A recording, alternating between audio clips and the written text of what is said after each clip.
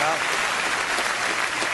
you know, whenever you're exposed to advertising in this country, you realize all over again that America's leading industry is still the manufacture, distribution, packaging, and marketing of bullshit.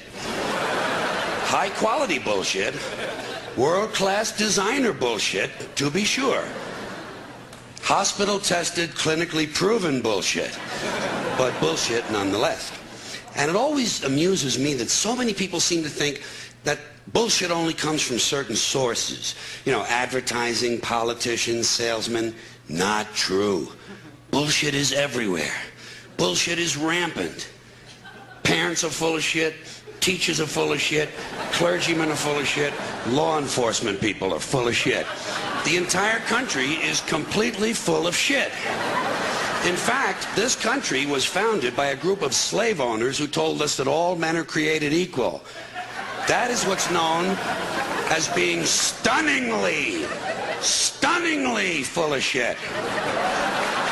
And you know, I think, and I think people show their ignorance when they say they want politicians to be honest. What are these people talking about? If honesty were suddenly introduced into politics, it would throw everything off. The whole system would collapse. And I think deep down the American people know that. The American people like their bullshit out front, where they can get a good, strong whiff of it. That's why they re-elected Clinton. Listen, Clinton might be full of shit, but he lets you know it. Dole tried to hide it. I'm an honest man. Bullshit. Bullshit. People don't believe that shit. Clinton said, "Hi, I'm full of shit, and how do you like that?" And the people said, "At least he's honest. At least he's honest about being full of shit." It's like the business world. All businessmen are completely full of shit. Just the worst kind of people you could ever want to run into. Businessmen. And the proof of it is, they don't even trust each other. They don't trust each other. When a businessman is negotiating a deal, the first thing he does is to automatically assume that the other guy is a complete lying prick who's trying to fuck him on the deal. So he has to do everything he can to fuck the other guy a little bit harder and a little bit faster. And then, when it comes to dealing with customers, that's when you get the big smile. That's when you get the big smile. Businessman always has that big smile on his face as he carefully positions himself directly behind the customer and unzips his pants and services the account.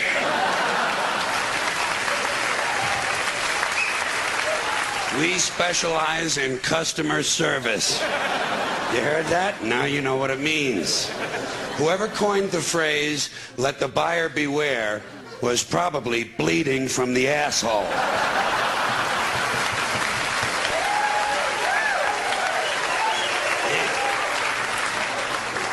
Then you have advertising. Advertising is the businessman's cheaply dressed $2 blowjob. Advertising sells you things you don't need and can't afford that are overpriced and don't work. And they do it by exploiting your fears and insecurities. And if you don't have any, they'll be glad to give you a few by showing you a nice picture of a woman with big tits. That's the essence of advertising. Big tits. Threateningly big tits. And speaking of big tits, what about show business? Show business, completely dishonest, corrupt, and full of shit, but in a nice way. Plenty of expensive drugs and perverted sex. If you're going to be full of shit, might as well enjoy your work. Then you have the media. Not just the news media, let's include them all.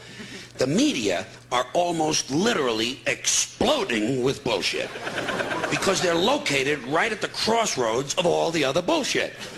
The media are made up of equal parts advertising, politics, business, public relations, and show business. These people are sitting right at bullshit junction. There's enough bullshit in the media for Texas to open a branch office. And you still have enough left over to start 2 law firms and a Christian bookstore.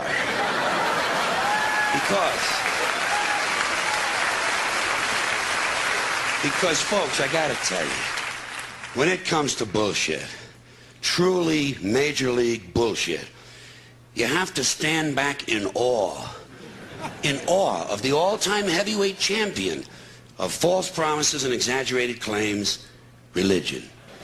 Organized religion. It's no contest. Religion easily has the best bullshit story of all time. Think about it. Religion has convinced people that there's an invisible man living in the sky who watches everything you do every minute of every day. And the invisible man has a list of 10 specific things he doesn't want you to do. And if you do any of these things, he will send you to a special place of burning and fire and smoke and torture and anguish for you to live forever and suffer and burn and scream until the end of time. But he loves you. He loves you. He loves you, and he needs money.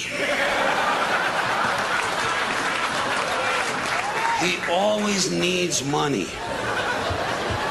He's all-powerful, all-present, all-knowing, and all-wise. Just can't handle money. Religion takes in billions and billions of dollars. They pay no taxes, and somehow they always need money. You talk about a good bullshit story. If I may be permitted a small pun, holy shit. Holy shit.